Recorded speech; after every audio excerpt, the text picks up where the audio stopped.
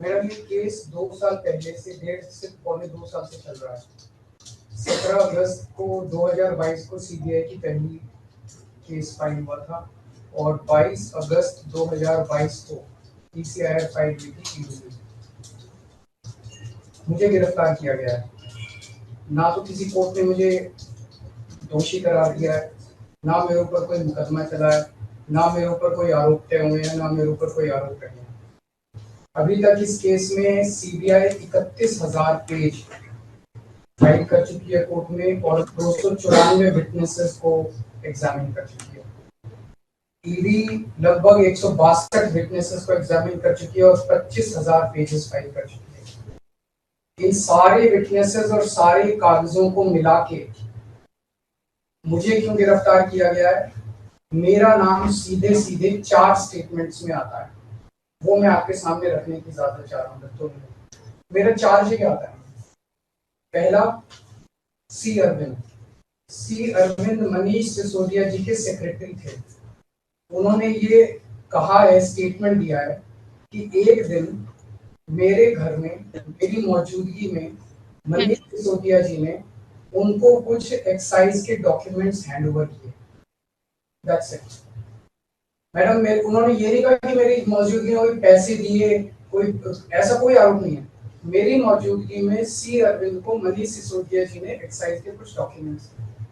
Madam, मेरे घर पे ढेरों एमएलए आते हैं, ढेरों मंत्री आते हैं, ढेरों डिग्निटरीज आते हैं, अपने अपने सेक्रेटरी लेते हैं।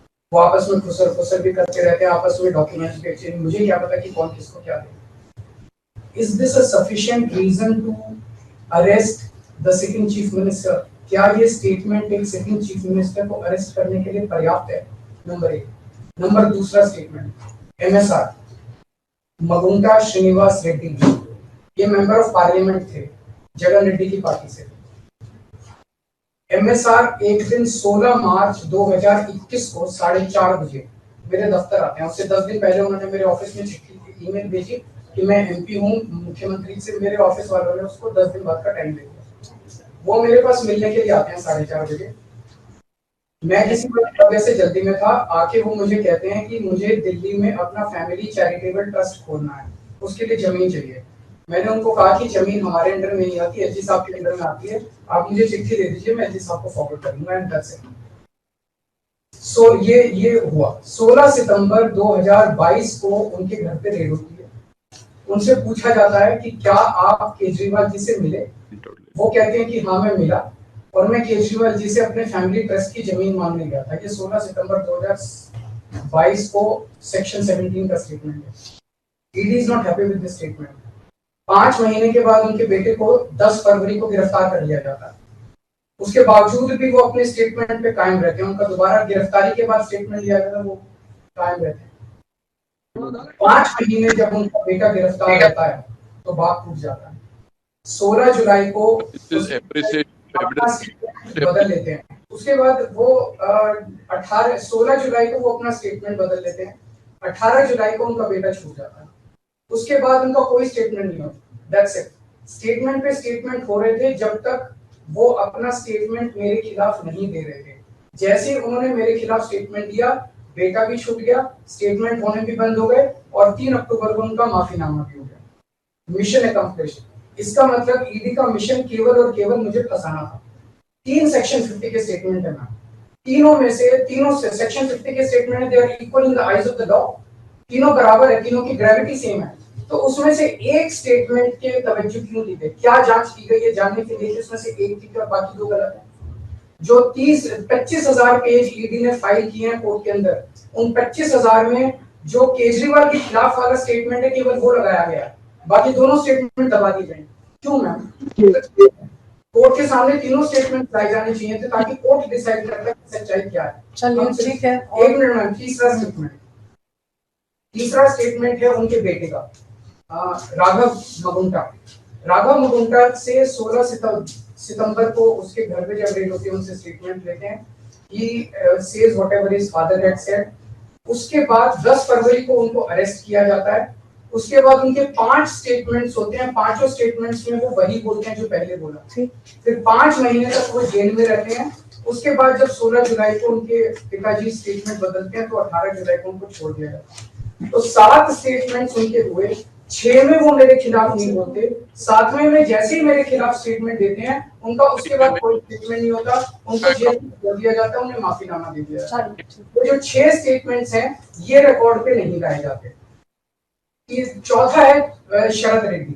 शरद रेड्डी के केस में 16 सितंबर को उसको अरेस्ट किया गया, 16 सितंबर को उसने रेड हुई, उसने मेरे खिलाफ कुछ नहीं बोला। 9 नवंबर को उसका स्टेटमेंट लिया, उसने कुछ नहीं बोला। 10 नवंबर को उसकी अरेस्ट हुई, उसके बाद उसके 9 स्टेटमेंट्स होते हैं मैम, 9 स्टेटमेंट्स वो मेरे खिलाफ नहीं बोलता। उसके बाद 6 महीने उसको अरेस्ट करने के बाद 25 अप्रैल को वो टूट जाता है और वो केवल इतना कहता है कि मैं विजय नायर के साथ मिलने सीएम साहब के पास गया था, सीएम साहब जल्दी में थे, सीएम साहब ने कहा कि विजय के टच में रहो, विजय अच्छा लड़का है। मैं केवल ये जानना चाहता हूं कि क्या ये 4 स्टेटमेंट्स एक सिटिंग चीफ मिनिस्टर को अरेस्ट करने के लिए मैम 2 मिनट दे दीजिए, कि ये पर्याप्त है? नंबर 1। नंबर 2, जो 30,000 पेज फाइल किए गए हैं, ये 30,000 पेज के अलावा 1 लाख पेज ईडी के दफ्तर में जो हमारी बेगुनाही के सबूत है, उनको कोर्ट के सामने नहीं लाया गया। ये दूसरी बात मैं ये कहना चाहता हूँ, ये शराब घोटाले का पैसा आखिर है कहाँ, जो शराब घोटाला कहा जा रहा है? मैम ये आरोप लगाया जा रहा है कि 100 करोड़ रुपए किसी साउथ लॉबी ने शराब की हमने पॉलिसी बनाने के लिए, हाँ जी आम आदमी पार्टी, मैम ये जस्टिस संजीव खन्ना का ऑर्डर है। जस्टिस संजीव खन्ना का order ma'am page 22 para 12, the assertion in the complaint filed by DOE that kickback of rupees 100 crore was actually paid by Liquor Group is a matter of debate. Sanjeev Khanna कह रहे हैं, इसका मतलब ये साबित नहीं हुआ, इसका मतलब ये विवादास्पद है, इसका मतलब ये संदेहास्पद है, इसका मतलब इसके लिए सबूत नहीं है। तो जो 100 करोड़ रुपए ये कह रहे हैं कि हम लोगों ने रिश्वत ली, वो रिश्वत तो संदेहास्पद है, उसमें तो सबूत ही नहीं है। लेकिन असली शराब घोटाला क्या है? असली शराब घोटाला शुरू होता है ईडी की जांच के बाद। जब ईडी की जांच शुरू हो जाती है, ईडी की जांच के 2 मकसद हैं। एक स्मोक स्क्रीन क्रिएट करना पूरे देश के सामने, आम आदमी पार्टी ने चोरी की है, आम आदमी पार्टी भ्रष्टाचारी है, आम आदमी पार्टी ने शराब घोटाला किया, और उसके पीछे एक्सटॉर्शन रैकेट करना जिसके जरिए वो एक्सटॉर्शन रैकेट करना जिसके जरिए वो पैसे इकट्ठे कर रही है। मैं आपको सबूत दे रहा हूँ। शरद रेड्डी के केस में शरद रेड्डी को बेल 2 वजह से मिली। एक, शरद रेड्डी ने मेरे खिलाफ स्टेटमेंट दिया और शरद रेड्डी ने अरेस्ट होने के बाद 55 करोड़ रुपए का चंदा बीजेपी को दिया, 55 करोड़ रुपए के bonds arrest, so he bought his bail ma'am, he bought his bail. Then now the money trail is clearly established. Ma'am, just last 1 minute. Last 1 minute. The money trail is established, ma'am. उसने अपनी bell arrest होने के बाद 55 करोड़ रुपए का चंदा BJP को दिया, बीजेपी के अकाउंट में सीधा गया, मनी ट्रेल इज एस्टैब्लिश्ड। और यही पूरी जांच का मकसद था। एक तरफ आम आदमी पार्टी को क्रश करना, एक स्मोक स्क्रीन क्रिएट करना, भ्रम का पर्दा, और पीछे से एक्सटॉर्शन करना। Thank you.